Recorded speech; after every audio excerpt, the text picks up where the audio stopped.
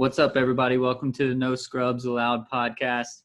Bear with us. Our computers suck, and we've been trying to get this thing set up for like 30 minutes, and it's being crappy. So if we get lag, if we get whatever, it's crappy. But Seal, how you doing, buddy? Already lagging from the start, bud. A little bit there, but yep, this is going to be a fun episode. Hopefully Black Friday gets here sooner than later, and I'll be better off. Yeah, we need to get streaming laptops that don't have anything downloaded on them just to stream with, or computers or whatever. But whatever. You know, this is the price you pay when you're a poor kids doing things and doing what we can. But hey, we're making it through, sort of. But at least we have sports. At least we can pay enough to watch sports and get that done, which is nice. And I want to start off by saying, hey, don't call it a comeback, but Jimmy Butler is trying to do what he can. Dude. So let's talk about it. Let's talk about Game 3 before we talk about how futile of an effort that probably was in the long run. But let's talk about Game 3. We had Jimmy Butler. We'll start with him because he deserves it. 40-point triple-double, ended up with 13 assists, 11 rebounds. And he shot 70% from the field. He did not take a single three. So he got 40 points without a single three. And nobody else really helped him out a ton. Tyler Herro started out really, really slow and then picked it up there near the end and then finished with 17 points. Yeah. But Kelly Olynyk was really the big number two, which when you say Kelly Olynyk was the number two, that means that Jimmy Butler did it all on his own. So, I mean, what did you see aside from just Jimmy Butler doing Jimmy Butler things? I like Miles Leonard, and I was wondering why he wasn't really getting a lot of minutes, and he's still, even them really needing him to step up with Bam out, didn't get that many minutes, racked up 13 minutes in the game. But he really had meaningful minutes, ended up with 7 points, and yeah, and a steal. That's what I saw. And really, he was just physical. I mean, he was stepping up in their face. He wasn't backing down from anybody. And he was awesome. In that little bit of time that he had, he really made a difference as well. But yeah, you can't shout Jimmy B out enough. And I saw a video at the end of that game when he was walking to the team, probably in the late timeout or something. I saw it today, so it didn't have the bar at the bottom, but he was like, "They in trouble." Oh, yeah. Him and LeBron were apparently going back and forth with each other with that. So I guess at the end of the first quarter, this is whatever thing I follow on like Instagram or something said. At the end of the first quarter, LeBron hit a shot and looked at Jimmy and said, "You guys are in trouble." So then at the end of the game, when Jimmy Butler had like won it, he was like, "You guys are in trouble." So that's awesome. They got a little bit of a snap with each other, which is awesome. And I don't want to talk about the Lakers just yet because we probably have a good deal to talk about with them. But the Heat, man, Jay Crowder finally cooled off. He shot 2 for 8. Duncan Robinson has not found his stroke at all this series, and that's a little scary going forward. Tyler Herro, like I said, he started out really bad. He was not shooting well at all. His second half or fourth quarter numbers were pretty good. So moving forward, just looking at the Heat, Bam might come back. He got upgraded to questionable instead of doubtful. But what do you want to see if you're a Heat fan going forward, taking from this game, improving from this game, or whatever? What do you want to see as a fan if you were a fan? From this, I want to see a lot more of Kelly Olynyk and Miles Leonard in the game. Whether Bam's back or not, you can't keep those two out with what they've been able to do in the minutes that they had. I mean, Kelly had a good, what did he end up? 31 minutes in that game. Yeah. And you really got to get on Kendrick Nunn's ass and figure out where the hell he went. Right. And he has, I mean, it's crazy that they were able to pull it out with the play that he had. It was absolutely terrible. And Goran doesn't look like he might be coming back anytime soon. If this does only go 5-6 games, he might not be there. So he really has to step it up if I'm a Heat fan. And shout out to Udonis Haslem. He is way more than a spirit leader, cheerleader. He's another coach. He's what was that? It was what was the Jordan, not Marcus. What was his brother's name? Markieff. No. Jordan. Oh, Jeff Jordan or the cheer. Yeah, he was like the cheerleader. Yeah. Whenever he was there but not playing yet, he was like the Yeah, cheerleader and definitely. everything. But I like seeing it out of the old head who could have retired forever ago and got his number put up in Airlines Arena. So And yeah. No, I also just wanted to shout out the actual coach, Eric Spoelstra. This guy is the perfect coach for the team. He can manage personalities better than a lot of the coaches that I've seen in the NBA. I don't know if you saw this. You were at work watching, right? So you probably didn't have audio or anything. Yeah. So early in the, or not early, but in the first quarter, Spoelstra went to take out Jimmy Butler, put Solomon Hill up there, and Jimmy Butler said, no, coach, I'm good. Leave me in. And if LeBron does that, then you leave him in kind of thing. Spoelstra said, no, you're coming out. We need you for more than right now. Like right there on the court. And so Jimmy came out, and we saw what ended up happening. He didn't have tired legs. He didn't do anything. They came away with a win. And that's something that you need a real high-profile coach to be able to stand up and say, listen, I'm the coach. And I think if LeBron said that to Frank Vogel would have just been like, all right, well, whatever, then stay in. So, and I was sitting here looking at the sheet, and I was wondering why Solomon got 4 minutes. Yeah, he could have got 0. Just to spare Jimmy Butler's legs a little bit, at the end of the first quarter. It was one of those, there was like a minute and a half in the first quarter, so he's probably just trying to give him a little bit more rest to get that, and then the timeout, or the TV timeout. So, but it was cool to see him really step up and say, listen, no, I have a ring on my finger. You come off. We'll talk about it later. So I wanted to shout him out for that, because that's what makes these difference in these big games. And not that I don't think Frank Vogel's a good coach, but the fact that Spoelstra will step up. And then you saw with his actual coaching and strategy. And strategy is not a word, but that he understands and he can make do with what he has. And it's amazing. I thought once Bam and Dragic were out that it was game over. 3 more blowouts on the way, and they haven't done that. Even in game 2 that they lost, it wasn't a blowout. So, and Jimmy B and Spoelstra are a match made in heaven. Like, they are going to do great things together. And just with Tyler Hero at the end of that game, I feel like Tyler coming out of Kentucky, he was probably going to be more of like a JJ Redick type player. Not down in Miami, not with Eric Spoelstra, and definitely not with Jimmy B taking you under his wing. Right. And he showed that in the fourth quarter. He showed that grit. He showed that experience, that old head mentality. And he went from being a J.J. Redick type player to one day this guy could be one of the top 10 players in the league. Oh, yeah, absolutely. So let's shift over to the Lakers now. And they're still up 2-1. They have control of this series. They really played quite poorly this game and almost came out with a win. But Anthony Davis got into foul trouble early, and this is where I like your point with Myers Leonard. He might not have the stats, but there's a reason Anthony Davis was sitting on the bench and only was able to get up 9 shots. He was in foul trouble the entire time, thanks to those big guys just knocking it away, him and Olynyk. And Anthony Davis ended up being a minus 26, which is really, really bad. And then LeBron, who had to try to carry the load with that, had great numbers, but he ended up with 8 turnovers as well and 10 seconds not on the floor when he was supposed to be on the floor, which we'll talk about in a second. But between Anthony Davis and LeBron, they had 13 turnovers. It doesn't matter how good the stats are. 13 turnovers are going to knock any team off their perch. For sure. And another thing, with the way Dwight has been able to really change a lot of possessions in the Lakers' favor, for him to not get that many minutes, and instead Marcus is the one on this. Markieff is the one on Markieff. Yeah. Markieff getting the whole of the minutes. That wasn't a smart move in my eyes, and that really changed a lot of what was happening down low. I mean, it was probably to get more space for AD and what have you, but that obviously didn't end up working out. So I feel like we're going to get a heavier load of Dwight and maybe not so much of Markieff and Kyle. Well, the issue, I think the reason – I'm no coach, but the reason I think that Dwight came out was because Olynyk was playing so well, and Dwight does not come out to the three-point line. He needs to have somebody that can be down there. And even Leonard can shoot threes if you leave him completely unopened.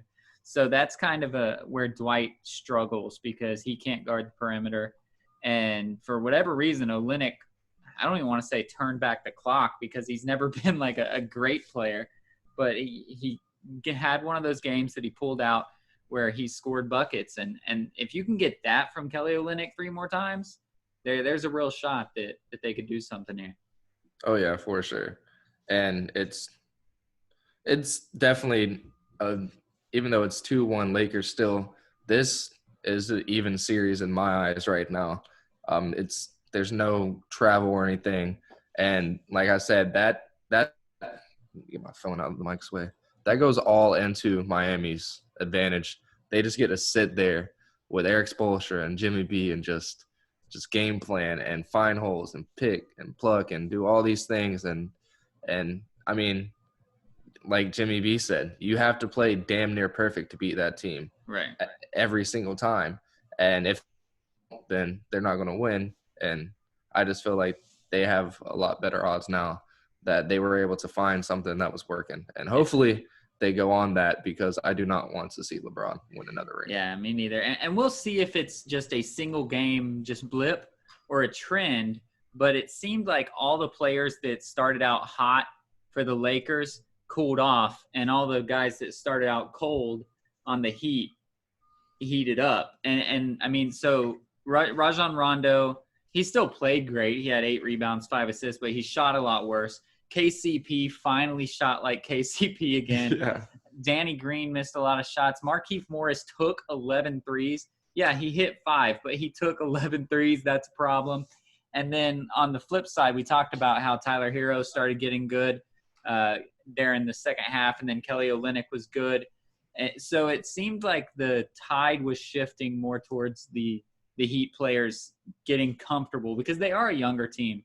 They do have Duncan Robinson and Tyler Hero and Myers Leonard, who's never been in that sort of a situation, and Kendrick Nunn even, who, of course, like you said, played badly, but they're younger. The Lakers are all veterans. Yeah. So to see that trend start to come up, it seems like the Heat are getting confidence, and I'm with you. I hope that's a sign of things to come. That would be amazing. And how about J.R. Smith getting a steal and a 3 to finish out +1? I saw him brick a 3 earlier. Yeah, he went 1 for 3. But yeah, so hey, there's more games to be played, and it could be over by the next time we record, but hopefully not. Hopefully it's still. It's damn sure been a lot more exciting than the 2007 finals LeBron was in. That's for sure. That's true, and I see so many memes about it, and so much like Tim Duncan sweeping him stuff, and I was like, yeah, that's what happens with young teams. That's what you see all the time. You saw it when when the Heat and LeBron, that you still kind of liked him back then, did the flip side to OKC, and that's exactly what happened. I don't like him at all. I thought you were cheering for the Heat. But when he ran OKC out of the gym, it was the same thing. It's just a young team doing young team things. So hopefully the Heat can catch up to it before they lose 4 games because we want to see that. But, yeah, so shifting gears now, I just wanted to talk quickly. Actually, before I do this, I wanted to clear up something that I said in last night's Just Off the Post LAFC show, which if you're not tuning in, it's after every LAFC game. I go live on YouTube to just kind of give a quick rundown. But as of last night when I was recording, Brian Rodriguez was the only player that got called up to Uruguay. Well, today, Diego Rossi also got called up to the national team. So that kind of sucks. So I said we would be out Palacios and Cifuentes for Ecuador. And then I said just Brian Rodriguez, which would easily be able to fill with Carlos Vela when he's healthy. But now having to fill Rodriguez and Rossi is going to be a lot tougher. So we really need Vela to come back as fast as he can. And we don't want him to get injured. So we don't want him to rush back. But now we might even have to change our formation at this point because unless Musovski starts and plays as a winger, I don't think we're going to have the right formation. We might want to just put Bradley Wright-Phillips up top and play more of a defensive and just let him be the single striker instead of trying to do 3 strikers. But I don't know if Bob can do that. I don't know if he can shift his game plan. He's never been one to shift. Yeah, that little 16-year-old kid's going to have to show up and show the fuck out. Bryce Duke or whatever his name is? I don't know what his name is. He's 16 and wears number 16. I think it's awesome. We have great players. That's not a problem. But stylistically, in that system that Bob runs, I don't know if we can fill every hole that we have, and especially a defense, because losing Palacios while Blackman is still out is a problem as well. So we need to spend some of that money we have. I've said it every single just off the post so far is we need to spend money. We need to get a center defender, and we need to shore up that defense because our offense is totally fine, even missing all these players for a few games. So yeah, for sure. And that was a big win last night. Really, really big win, especially now that we're losing so many key players. Yeah. And might take a couple of L's or draws coming up. Luckily, a lot of other great teams are losing players too. Orlando, which is weird to say that Orlando's a great team, but they're losing, I think, 3 or 4 guys. Columbus is losing a couple people. They're the team that's – Have they lost yet Columbus? Since the tournament? No, Orlando. No, not since the tournament. They have 9 They're straight still killing unbeaten. it? They have 9 straight unbeaten games. Good shit, Orlando. I think they're 3rd in the East. They're doing work right now. So, but Good a lot shit. of those teams, Seattle's going to be losing some people as well. So it's not just us getting hit. We all these teams with great players. It's actually the bad teams that'll probably get help from it because they're going to have players, their regular starters playing. So, but as of right now, the Colorado game is on. I know I said it was questionable since they had COVID stuff. So potentially tomorrow night, if you guys are listening to this on Tuesday, Wednesday night, hopefully I'll have another show and we'll have another win. Let's do it. So let's what? So he said, whatever Koa Bean is. I know. Said it. We eating Dove's next. Yeah, man. He's trying to do the black and gold chant. He wants me to show you guys. So let's shift before we take our break and just talk real quick about the French Open. I said it was happening. It is happening, and it's on to the quarterfinals that will start at like 4:30 in the morning this morning. So they'll be done by the time you guys are listening to this. But Rafa Nadal and Novak Djokovic, the two that are expected to meet in the finals, they haven't dropped a set yet. They have just cruised through everyone. It has not been a problem. And all the big names around them are falling. So Nadal is in the quarterfinals, and he still has not played a ranked person, which I think they ranked the top 50. So the quarterfinals, you should easily be against a ranked person at this time. But that guy lost last round, so he's facing some Italian guy, I think.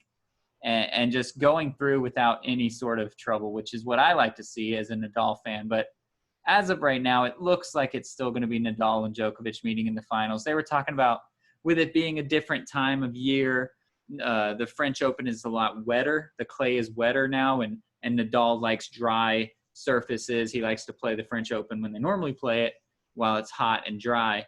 But it doesn't matter. Like, these guys are so head and shoulders above everybody else. Obviously, Federer's not playing. So, like, they're just head and shoulders above everybody that I'd be surprised if they don't meet in the finals again. But keep watching. We'll be crowning a champ before next. How is the Joker on clay? He's fine. He likes hard courts, so he can do fine. But at least with the bounce of the ball and stuff, he's fine with it. But nobody stands up to Nadal usually. So it's slowed down though, right? With it being a little bit more moist, soft. Yeah, the ball like slugs along, which is not great. It makes the worst players like even out with the best players. Yeah, because that'd be fun to watch. It messes it up. But when you have 2 great players, they know how to adjust to that stuff anyway. So probably by the time you're at the quarterfinals, you're seeing the best of the best anyway. So they probably know what they're doing. But if Nadal loses before the finals, then I'd be surprised even at his age. He's the king of clay for a reason. So I'm pulling for him. I need to buy like a Nadal hat or something. I don't know. I don't really wear. I might get you something for Christmas. How do you like this, bro? I like Nadal's little logo. Your weird little neck beard chin thing. That Or damn just bird. the goatee part? I'm trying to get the damn bird. Oh yeah, that you can get. That does. His is big now though. His is bushy. Have you seen? Nah. He's got like a full like bushiness, but he still has the longer goatee than the rest. So it's like bushy, and then like long. That's awesome. Weird. I'm All liking right. it so far. So let's take a break real quick and let's talk about our sponsor, Manscaped. Manscaped is here to help you and your package, and they provide the best tools for that grooming experience. So let's talk a little bit about Manscaped, Sil. For sure, it's not always about the hair up here. Sometimes it's about the hair down there. And Manscaped is definitely the way to go with that. And I'm not even really going to talk about the razors and all that stuff. I want to talk about what comes with the stuff in the Perfect Package 3.0. If you can talk about, oh no, something I can with still a hear big you. old red, the applicator, something just messed up. Yep. Are we good? Yeah, I can still hear you. Just keep Cool, going. because everything behind is black right now. My computer in the moment is crashing. But anyways, as long as I'm still here, I'm going to talk about the anti-chafing stuff that has to do with Manscaped. It's absolutely amazing. I got a lot of sleep, had to be to work at 6:30, woke up at about 5:45, didn't have enough time to take a before work shower, took a shower after I got off work. But for some reason, I felt like I needed to throw on my Manscaped anti-chafing boxers, and I did. And thank goodness I did, because it's absolutely amazing. Partnered up with the anti-chafing cream. It's just, I don't even think it's mostly for this. The Crop Preserve, like deodorant is what it is, but it's anti-chafing as well. That's what I mostly use it for. And though these two things matched up are absolutely amazing. If you're somebody like me that works in a kitchen or works outside and is around and it gets humid down there, this is a pair made in heaven, just like Jimmy B and Eric Spoelstra, for sure. Absolutely. And we talk a lot about our balls with Manscaped, and we're supposed to. That's a lot of what they do, but that's not the only thing they do. So this time I'm going to move it up from the balls a little bit and talk about the rest of your body. I have the body wash from them that I bought on my own. This is not something that they sent to us, and it works great. Yeah, it's for your entire body. At least I hope when you take a shower, you're washing your entire body. But it gives you that nice clean feeling, the same stuff that the Manscaped cream does. It feels good. Just it moisturizes your skin. It just feels great. And then on top of that, right before I go to leave, I use the Manscaped cologne that they gave us. It's a little weird to get used to, because if you're normally using this stuff on your balls and then you smell the smell on your body, it's a little weird. But other people don't know that. They just know that you smell good. They don't know that it's the same smell as a ball cream unless they also use Manscaped. And I don't care if men are smelling me or not, because that's weird. So, yeah, it smells good. I use it. I've been complimented just saying that I smell good by coworkers and stuff, not anything creepy. But it's really cool. So That'd be they awesome. they don't only sit there and work on your balls. They do it, and they do a damn good job at working on your balls, but they also have stuff for the rest of your body. And I can't speak enough about them. It's good all the way around. That'd be awesome if you had a coworker that uses Manscaped and is familiar with the smell and just came up to you and was like, "Your balls thank you too, bro." Yeah, that would be weird, man. So far, nothing weird like that. But yeah, you can get all that stuff and more from manscaped.com. And if you go in there today and use our code, which is no scrubs, which is all one word, no scrubs, you get 20% off and free shipping. So head over to manscaped.com. You can buy any item or every item. It doesn't matter. You get 20% off and free shipping if you use the code no scrubs. So take your grooming game to the next level, and use yourself, your partner, and your balls will thank you. All right, so let's shift now to the NFL, and let's just kind of talk about what's going on. We got a lot of things to talk about, from COVID to coaches finally getting fired to all kinds of stuff. So where do we want to start? Where do you want to start, Sil? I'll let you lead this. No, NFL you can lead the NFL off. Well, I don't give a damn right now. The Jaguars suck. We lost You to are the such Bengals. We're hit. with Dude, sports. You all only right. care about your team. You I gotta mean, watch the sport. I do. I love the sport. I absolutely love the sport. But right off rip, all I can think about is how sorry the Jaguars off. We're just handing off first W's of seasons to everybody. Houston's getting one this week coming up. Oh, But I doubt it. Come on. Actually, recency bias. Shout out Aaron Rodgers. He is on an absolute tear. I love that offense that Matt LaFleur has with all that pre-snap movement going on. Just confuses the shit out of everybody, and especially an atrocious team that they were playing tonight. And that head coach over there is probably going to wake up tomorrow fired as well. Bill O'Brien was just screwed that the Falcons played one day after the Texans did. Yeah, and I mean, I was, as a Jaguars fan, I was kind of pissed off that because like I said, I woke up late as crap today. Didn't get off work until 3 o'clock this morning after working for 15 hours. So I slept a lot. And I woke up and I saw that Bill O'Brien was fired and Todd Wash still has a job in Jacksonville as the defensive coordinator. I figured whenever the organization saw that, I was like, oh, they're like, shit, we're already doing it? We're doing it that early already again? All right, bet. You're out, bud. Here, come get your last check. Get the hell out of here. But nope, that didn't happen. But yeah, I love what's going on in Green Bay, and they're going to do amazing things to come. And I can see them going 13-3, 14-2, and they're just scary. Their team, I mean, they had a couple injuries tonight on defense. One late was bad, I think a defensive tackle or something. But yeah, man, I'm really looking forward to seeing what Green Bay does and Aaron Rodgers and Matt LaFleur continue to do. They didn't have Devontae Adams. Or Lazard, right? Or yeah, Lazard. Did you see the tweet that Devontae put out? And then it deleted like that. Yeah, I saw. Dude, but that's crazy. That's so ridiculous. That's so childish from him. So anybody that's listening that didn't see it, he posted a tweet that said basically like, I've done everything that I can do to get back on the field and I feel good, but apparently other people know my body more than I do. Talking about, I assume, his coaching staff and his training staff, medical staff. But that's what they are there for, man. And you can be upset. You can want to play. But, yeah, they do probably know your body better than you do because they have degrees in this. And they're trained people. That's why they're hired onto the team. So I thought it was pretty childish. And I don't think he's a bad person or trying to be mean or anything. I just think he lashed out in anger. And that's what Twitter does, man. You can do it real quick. And then he was probably like, oh, shit, I probably shouldn't have said that when his agent's calling him. And if you have millions of dollars locked up into a race car and you feel like one of the tires is going to blow or something like that, you're probably not going to race it. Right. But Lightning McQueen's probably going to be pissed off that you're not going to let him get out there and win the Piston Cup. So, yeah, no, I can see it.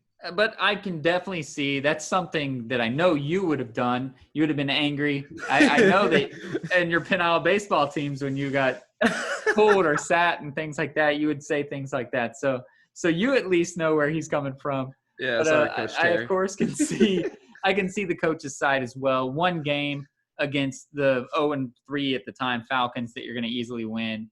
You definitely sit him because then even if he did play, he would have short rest before the next game. So just give him a little bit longer, let him heal. But yeah, it was kind of telling, that tweet. But hopefully that doesn't cause any sort of locker room beef or anything like that. Hopefully they just squash that. Even with everybody always on the Chiefs and the Ravens, the Chiefs aren't looking like that fine-oiled machine that they were last year, and they're going with that same, for some reason, that stupid shit they did in the Super Bowl. I mean, they ended up winning the Super Bowl with it, but the average pass of like 4 yards or something. His first 2 touchdowns tonight were both like maybe a yard, 2 yards, and combined. And I don't see, if they were to come up against the Packers in the Super Bowl, they're not getting it this year. So I mean, I'm really interested in that. The Patriots are the Patriots, and they did good. They had a lot of mistakes. They had a lot of points left off the board that in the end could have. Well, even with Cam Newton, I think they would have done a lot better. And I was really surprised that they didn't go with Stidham. There was all this talk about Stidham. I know. That made me laugh, dude. Yeah, and then they and Brian Hoyer didn't. And I feel like it was more so Roberts or whatever his name is, Josh. Yeah. McRoberts. McRoberts. Probably more so him going up to Bill and look, please, can I have Brian? Like, Brian's comfortable, please. Like, I'd rather go with Brian. Me and him are good together. The Stidham kid is still young. Can we please? And then maybe so, hey, what if Stidham comes out here and does great? Like, we have all these plays for Cam. Let me just put Brian in here, get through this game. Let's get Cam back hopefully next week. And it didn't end up working, and Stidham did good. Came out there, had a great drive, and he did the best he could. They had a lot of problems, and it was crazy. They had their first offensive penalty of the season. That's tonight. Nuts, man. And UCF fans everywhere were like, whoa, what is this? Just only had their first one? Yeah, that was absolutely insane. But I feel like the Chiefs are in trouble. With not for the regular season.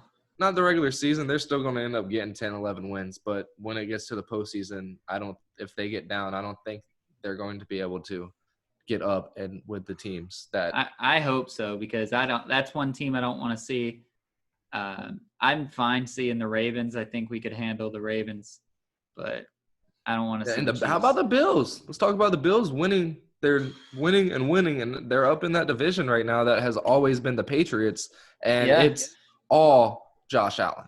Yeah, and that's the thing. They talk about Russell Wilson, Aaron Rodgers, Pat Mahomes, even Lamar Jackson is a defending MVP. So even though he lost out to Mahomes last week, so he's probably out of it. But they always talk about these guys. These are the MVPs. These guys are going to win the MVP, blah, blah, blah, blah, blah, blah, blah. Josh Allen doesn't come up anywhere. Nope. And this man has done nothing but win, put up numbers, score points. He does use Gabe Davis a lot, UCF. Yeah. Yeah, Josh Allen, man, it's difficult for me because we already were wrong on Pat Mahomes. All three of us, me, you, and Eddie, said that Pat Mahomes was not going to be a good quarterback.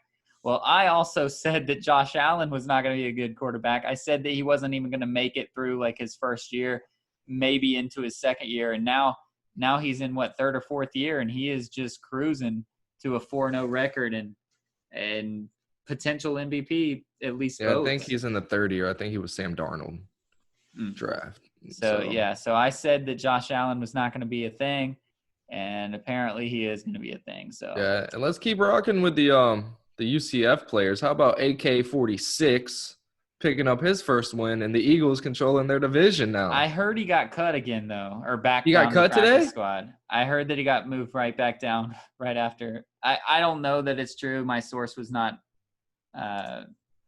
very reliable, but I just saw it. Yeah, they waived him.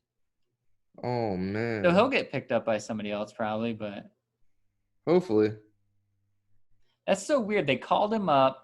He really didn't do much. He had like one catch for 2 yards, but was in on a few of the plays. And then, he also had one carry for minus 12 yards. 12 yards, yeah. It was busted. He had a reception. But yeah, so they waived him right after that game. So that sucks. But he got a win in the NFL. But the Eagles are a shit show. So if he can go somewhere else and do a little better, I'm fine with that. Yeah, for sure. Absolutely. I saw him those two plays in the first one. I was like, and then the reception, I was like, yeah. Well, the Saints, man, Traquan Smith had, I think, 2 touchdowns. Latavius Murray had a touchdown. So really the Saints game, which I know Alvin Kamara is kind of the guy, but Latavius Murray does a lot. And I'm pretty sure Traquan I know he had 1 touchdown at least. I think he had 2. He had 2. So, yeah, I mean, that's huge. So UCF's getting some use over there in Cajun country, which for is sure, not where especially, I want to, yeah, I like that he's doing good now because when Michael Thomas comes back, he could easily slide into Emmanuel's spot. Yeah.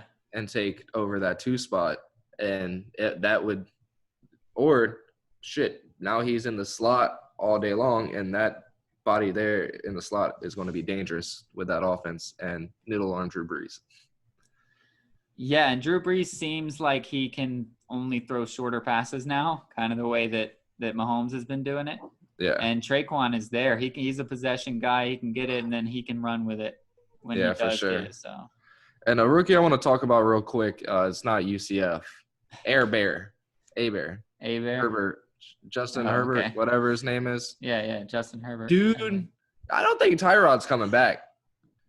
Dude is a monster. Dude is going to be the truth. He's probably going to end up being the quarterback out of this draft. Yeah, and this was a win, so thank you for calling this. We both said that Herbert was going to be a good pool and that he might need to be one of the top drafted quarterbacks. So, hey, we do get one win. And Tampa Bay still ended up beating them. It was very risky, though. I did not like it. I was watching that game, and I wasn't very happy. Tom Brady threw another pick 6. He has 4 pick 6s in his last 6 games.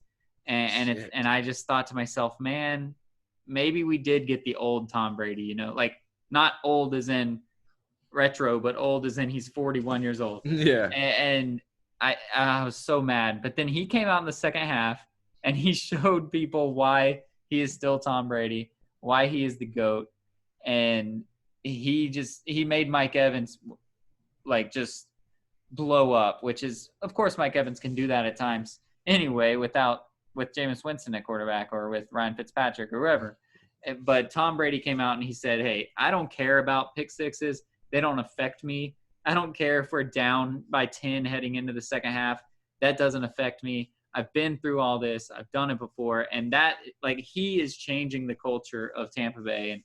And I hope that his arm sticks around long enough to have the culture build up. But we did lose O.J. Howard for the rest of the season, which really sucks because he was really our number one guy. Of course, we have Gronk, but O.J. Howard was our big percentage guy, and then Gronk was just if we need him. But now that he tore his Achilles, so he's out the rest of the season, and it's going to be a Gronk show along with whatever Cameron Brate or whoever we have as the other guy. Cameron Brate's not bad. Nah. But O.J. Howard was finally looking good the first few games of the season. Yeah, he was. And I like on the other side how Justin, he's smart, man. He's young, but he's smart. He knows he really doesn't have too many weapons out there, so he's throwing 12 targets to Keenan Allen and just feeding that man. That's the same thing Rivers did, dude. That's just all you can do. But when Eckler went out, it was just too much for Herbert to do on his own. Yeah, the other backs didn't help out whatsoever.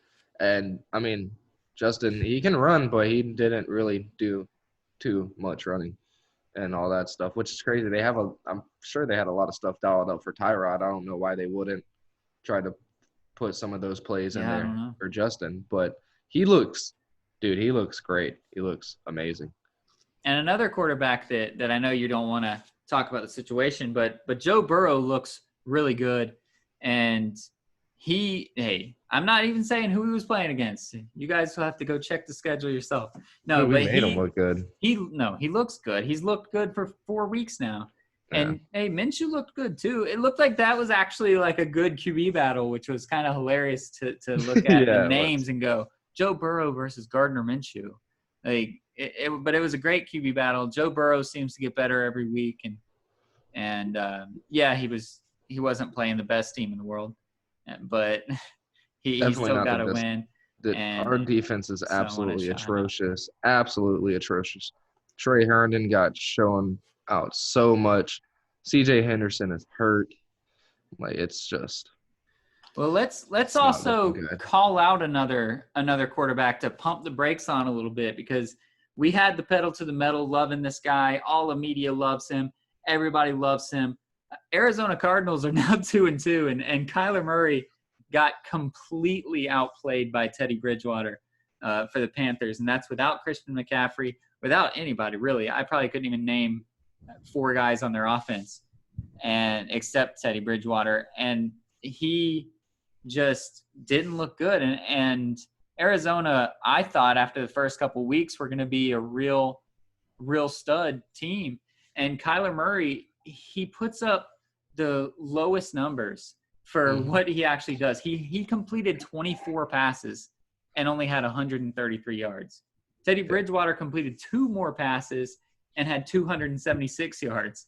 So, like, whatever, if that's Cliff Kingsbury or what, but Kyler Murray needs to open up this playbook and really throw deeper, be big plays. He has DeAndre Hopkins. He needs to use him. Yeah. He needs to get those. When I first looked, I saw that DeAndre Hopkins had, I think it was 2 catches for 3 yards. And I was like, come on, which he ended up with 7 catches and 41 yards. But with 7 catches, he should have a lot more than 41 yards. So something's going wrong there. So I think it's a combination of play calling and Kyler not having the confidence, which I don't know why he wouldn't coming out of week 1. And it seems like he's always making the safe pass, the short pass. Or he panics and runs way too early, which is a young quarterback thing. And that happens a lot. That's happened to many running. Lamar Jackson did it too. You know, they see their first couple reads, it doesn't work, they bolt. I mean, and when he runs, he does good. He just didn't do that. He had one good run, and then everything else was just kind of chucks. But like you said, it doesn't look on paper. It kind of looks okay. Like, how many touchdowns? He had 3 touchdowns. 3, yeah. And no interceptions. His stats look fine, but I think it's a lot on him, and it's a lot on Cliff. If you're not calling enough run plays, there's not too much the defense has to worry about questioning and stuff. They can just kind of pin their ears back for the most part. And, I mean, they're not getting to Kyler that much at all, but he's definitely not comfortable back there, and he doesn't look good, like you said. Yeah. And it was against the Panthers, who have a new coach, have a new quarterback, and their defense isn't the best either. And they just couldn't even, if it wasn't a touchdown, they weren't anywhere close to being able to get a field goal. Yeah, definitely. So I just wanted to shout him out too, and just tell everybody to pump the brakes a little bit. I think he's going to be a good quarterback, but he hasn't fleshed out to be the MVP kind of guy that people are saying after week one. So let's shift gears a little bit, and let's talk about the whole COVID situation, because that's where the world is right now. That is why we are at home all the time. It's slowly opening up, not out here in California, but the world's slowly opening up. NFL decided to just go balls deep, right? And they said, no, we're not going to do bubbles. No, we're not going to do this. No, we're not going to do that. We're going to play next man up mentality. We're going to do it. Well, now we're seeing that start to have some hiccups. Cam Newton went down. Luckily, everybody else tested negative, so they were able to just shift it one day. But Tennessee just over and over again just kept – I don't even know what the final number ended up being. I did see that they had no new positives today, so that's good. But so they had to create the bye week for the Steelers and the Titans. Now they get to move, and that messed up the Ravens. This is just one team having problems, and it's messed up 3 games. It messed up the Steelers, Titans, the Steelers, Ravens, and then the Ravens bye week. So I guess not 3 games, but it messed up all that stuff. And that's just one team. Are you nervous that it's going to continue and we're just going to see more things popping up? No, I mean, we will, but the way they're able to so quickly execute and move things, I have to applaud everybody, everything that has to do with the NFL, from the teams to the stadiums, being able to be available. I mean, of course, they're going to be – there's no other venues and stuff going on right now. But just to be able to have the staff there and the notice to be able to change days, the venues, CBS being available to broadcast with – Tony Romo was abysmal tonight. Absolute trash. He kept – I forget the other Jim. He kept I don't know the score right now, Jim. Tell us. And Jim, tell me. He's like, thought he had the day off after the yeah, afternoon. They were like, my game's canceled? And then he's asking him about Nick Folk,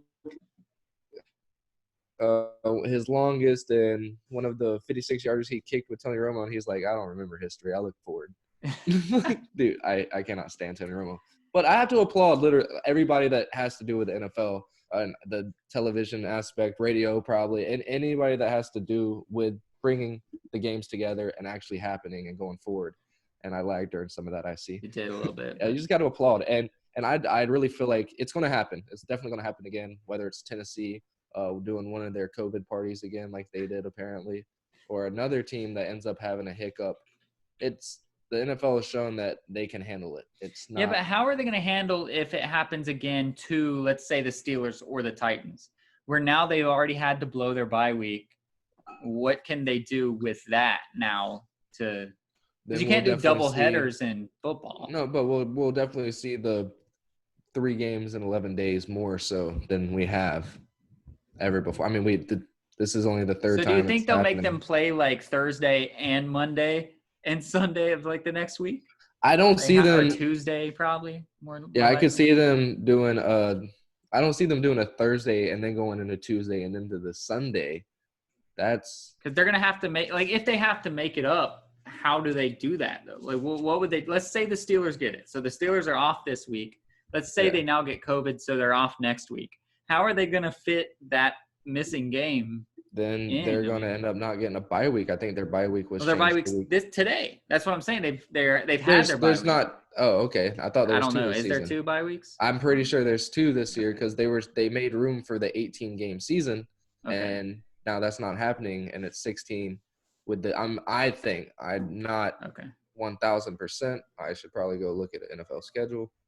Well, I saw that there were just 17 weeks like normal, but maybe they're building in a buffer week on week 18 where nobody's scheduled to play, but if they need a game, maybe that's what they're doing, like a week before the playoffs.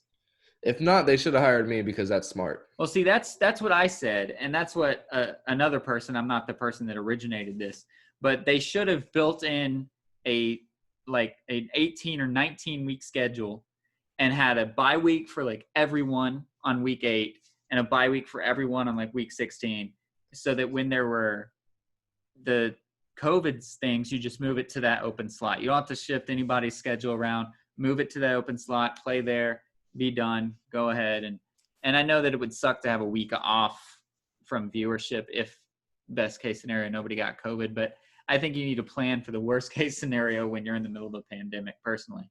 But yeah, man. Yeah, there's only one bye week. yeah, but after the season's over, do the playoffs start immediately, or do they have that week of a buffer? Because that's what I thought you were saying. No, I'm pretty sure they start immediately. Oh. I'm sure they start immediately. But if they did have so many things, then they would have no other thing, because they've already came out and said the Super Bowl venue in Tampa has already been it's a good 2-3 week transfer window.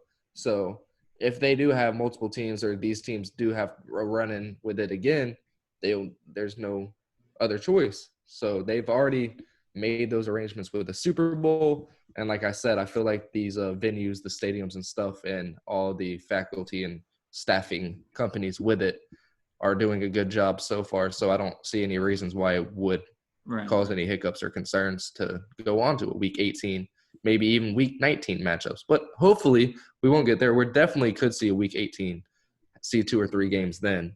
But would we see, let's say, the Steelers go on to lose 8 straight games, and they get it again?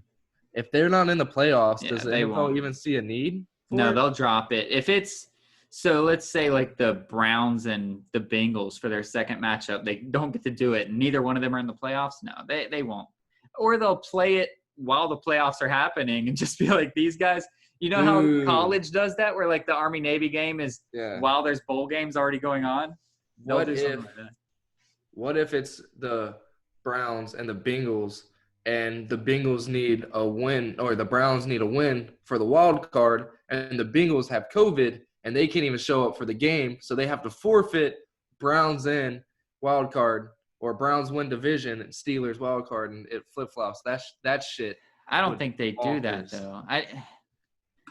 It's so difficult, but there's so many players on the team, and with an expanded practice squad and with expanded everything, they're just going to tell them, hey, sorry that Joe Burrow got COVID, but you better put Joe Johnson in right now and have something happen. So like, that's just because that's what they did even with the Pats, Cam went down, and the Pats were probably like, hey, can we postpone it the same way that the Steelers Titans did? We'll play in Week 8. And they were probably like, nope, this is what our first choice is. We're going to do this as long as nobody tests. So yeah.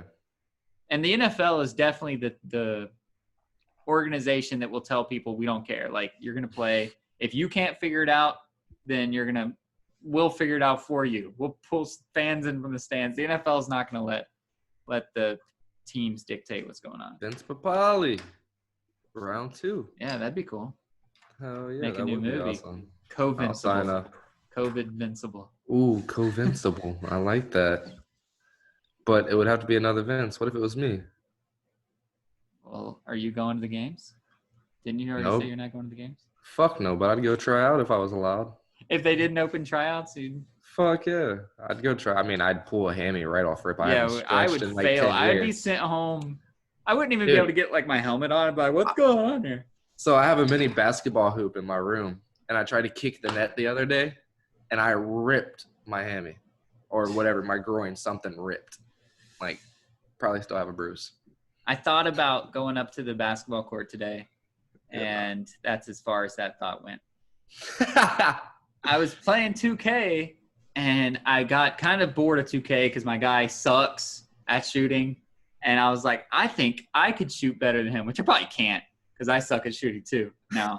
But I was like, I should go up to the court and get a few shots in. And I didn't even – that was all the thought was. And then I just started up a new game and went right on into it. That's awesome. But before we get out of football, I wanted to shout out Shaquem, right? Shaquille. Shaquille's the one that got the pick. He's the really good one. All right. So, yeah, shout out him real quick for the pick. But Shaquem, he got put on the practice squad, and then he got brought right back up and was able to show out. I don't know what he did yesterday, but last week he really came back out and had a fire lit under his ass and made a couple of great plays. And I wanted to shout him out. And I saw a little piece he opened up during an interview, and he was like, yeah, it kind of sucks, man, but like I'm always going to have my brother, and as long as I have him, that's literally all I need. Like right when I heard the news, called him, talked to him, and I was fine. I'll figure it all out, but as long as I have him, I can't control what I can't control, so pretty much fuck it. And went at it with a great head on his shoulders and signed up for the practice squad after he cleared waivers and didn't even have to watch a game from the stands. He was able to suit up for the next one and didn't let them make the decision to put him back on the practice squad yet. Right, yeah. He followed up with 2 tackles again yesterday. So nice. He's getting in there and he's getting tackles. He's doing what he's got to do. Shaquille, though, I mean, Shaquille is just killing it. He's he had 11 tackles last game, and then he has the interception this game. He's really killing it. If we still did stud of the week, he definitely would have got it last week, probably for sure. He was an instrumental part of that pivotal win. I mean, they needed that win yesterday too, bad. But yeah, so like he has interception in back-to-back games against the Dolphins. Yeah, but last week he had the interception and 11 tackles, which is crazy. So. Yeah. All right. So, do you have anything else to shout out? Anything going on, or are we gonna get out of here? Yeah, I did actually. Bubba Wallace. There we go. Okay. He almost won. That's why I'm wearing the shirt. He almost won a race or the whole thing? He almost won a race. He almost won his first race, and he ended up crashing in a wreck at the end. Almost won. Shout out Bubba Wallace. I think it's Snoop Dogg and Denny Hamlin. They're going to come together. And Michael Jordan. Michael Jordan, was it? Mm-hmm. Why did I say – I know why I said Snoop Dogg. Michael Jordan and Denny Michael Jordan and Denny Hamlin are going to come together and get him a car going. And that's absolutely amazing. He almost won yesterday. And I was walking outside to go hit my little nicotine. And Webb, this guy at the bar, had it on. And I sat there and watched it for him. It was the end. There was like 6-7 laps going on. And damn, man, it was awesome. It was really cool to see. But, yeah, shout him out and everything that Bubba stands for. Got the shirt on. Can't yank it up so much. It's an extra large. I haven't washed it yet.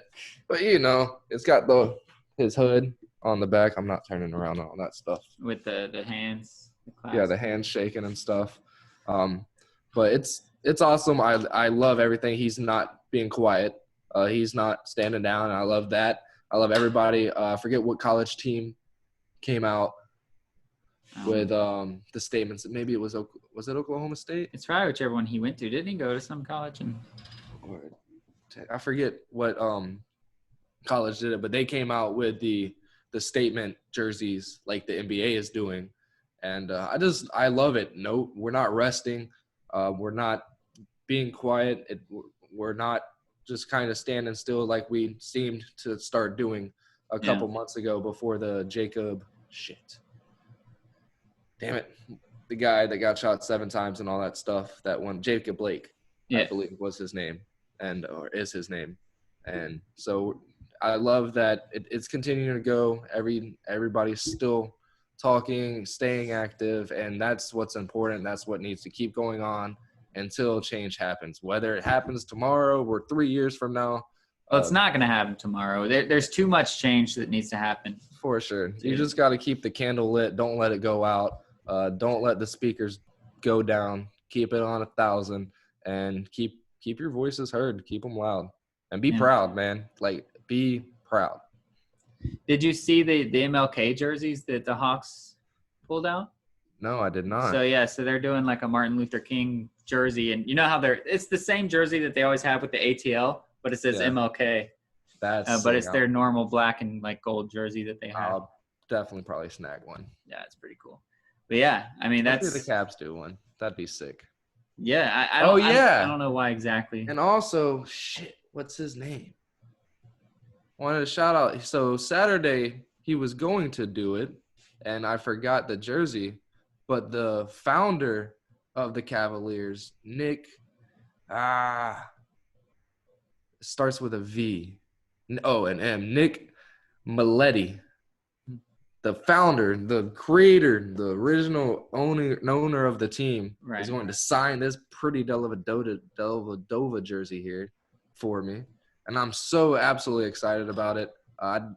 don't see anybody that has a founder of a franchise in sports' autograph on a I jersey. don't know that a lot of them are still alive. Yeah, he's barely Yeah. hanging in there. And I haven't talked to him yet. I tell you all the time. And how do you know he's going to sign the jersey? Because the bartender lady that is really close with him, she told him, hey, the cook here is a huge Cavs fan, and he knows that you're the founder, and he would love for you to sign one of his throwback jerseys. And he was like, I'll sign anything he wants. That's not a problem at all. But I'm just so nervous to go talk to him. There's no reason to be nervous to talk to him. He's just an old guy. But he's done so much for little old me. But no, he's awesome, and he has his little 50-year pin Nice. for the Cavs on his sweater every time he comes in. But yeah, I'm excited for that. When I met Sarver, who obviously is not the founder of the Suns, but is the owner of the Suns, I was not nervous at all. But it's probably because I don't respect him and think he's a bad owner. But I was more than happy to talk to him about how bad I think his team is. That's awesome. But yeah, no, I'm definitely excited to have him sign it and finally talk to him because I just want to thank him so much. Yeah. And don't be shy to talk to people, man. Don't be like a fanboy and like a crazy person, but most celebrities, and they've been kind of athletes or media personalities that I've met because of through this has been really awesome. I never asked for it, but they're all just super chill people. As long as you talk to them like they're people and don't talk to them like they are God or anything like that. Like when I met Carlos Vela, who's probably the most popular one that I've met, he was just chill. He just wanted to chat and I didn't even have my thing on because I was nervous too. I was like, if he sees the recorder, maybe he won't want to talk to me. So I was just like talking to him, and then he was like, do you have any questions for me or anything? I was like, oh yeah, I probably should do my job, right? But it's cool. But yeah, so awesome, we can't say anything more. I don't think we have anything too much to go on. But yeah, like Steele said, keep the fight going, keep the candle lit. Don't give up your word. What's up? Go Gators. Go Gators. That's what we're going to win the SEC, with. Baby. Georgia jumped us, which is fine. They beat ranked Auburn.